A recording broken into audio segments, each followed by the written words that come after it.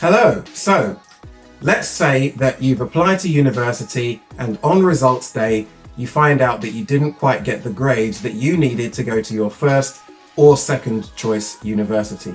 The first thing I would say is I'm so sorry about that. I know what it's like and it's not a great time. But the key thing is that there are things that you can do. First of all, you can decide to take a gap year and reapply next year. So in this gap year, you can go off and work, travel, whatever, gather your thoughts and reapply next year. You could decide that you want to go to work instead and maybe do an apprenticeship. So maybe you want to apply for a degree apprenticeship or a higher apprenticeship instead. Or if your heart is really set on going to university in September, you can still apply to universities in a process called clearing. Some universities will still have spaces on some of their courses, so they will advertise those spaces on the UCAS website in this process called clearing. So the first thing that you will need to do is gather your thoughts, compose yourself, have a cry if necessary, because it can take a while to get your head around the fact that you've missed out on your first choices.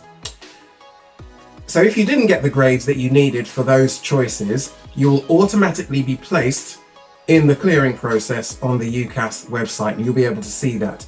You'll also be able to see the universities that do have spaces and what courses they have spaces on for their degrees. So you'll be able to have a look through that. Those places will get snapped up very quickly from results day onwards. So if you have decided that you definitely want to go to university in September, it's important that you get thinking as quickly as possible on the day. The clearing process on the application itself won't start until 3 o'clock that day. So you have got a few hours from the time you pick up your results to when you actually need to start making clearing applications. So you do have a bit of time for that. Now, when you're researching university courses, a good place to start is with those universities that you applied to originally, because remember that you probably applied to 5 different universities on your original application, and then you chose your top 2.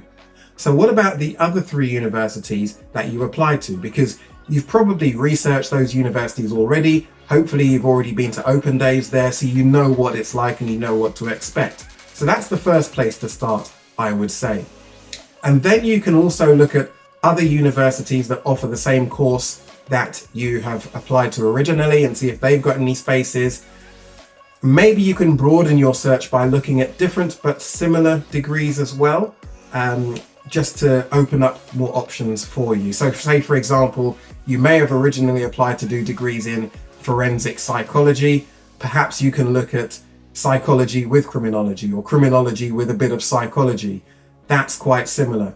So therefore you can broaden your search by looking at those options as well.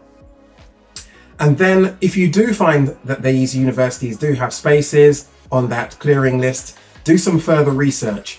Look at the university website, find out more about the course information, find out more about the university, find out about the town itself or the city, wherever it might be. Do as much research as you can in this short space of time. And then ideally you need to create a list of universities that you would be happy to go to through clearing. So create a list in order of priority, because what you'll need to do next is phone these universities to have basically a mini interview. So before you make these phone calls, there's a few things that you need to be doing. Make sure that you've got and make sure you've got ready before the phone call. So make sure you've got the university phone number, obviously. Make sure you've got your UCAS number, your clearing number, you've got your A-level and GCSE results to hand as well, and a list of questions that you might want to ask that university too. Make sure you've got a pen to hand, maybe more than one, to make sure that they're definitely working. Make sure you look over your personal statement as well, because it will be a while since you actually did it. Refresh your mind on that, because you may be asked questions about the content of your personal statement. There's a few things that you will be told on the spot in that conversation, so you'll need to make sure that you're taking notes as well. So the conversation will be, like I said, like a mini interview, and basically it's important that you make a good impression in that conversation. So make sure that your passion comes across. The outcome of that conversation will be one of three things. You'll either receive an offer, you'll be placed on a reserve list, or your application will be rejected, in which case you can go to the next university in your list and go through the telephone conversation process again. If it's an offer, congratulations. You'll then need to go back to the website on your phone or whatever and enter the details of your clearing choice on the website after 3 o'clock on that day. Make sure you double check that the information you've entered is correct. Click submit, and then you can wait for the email conversation from the university within the next few hours. And then you can celebrate, my friend, because you will be going to university.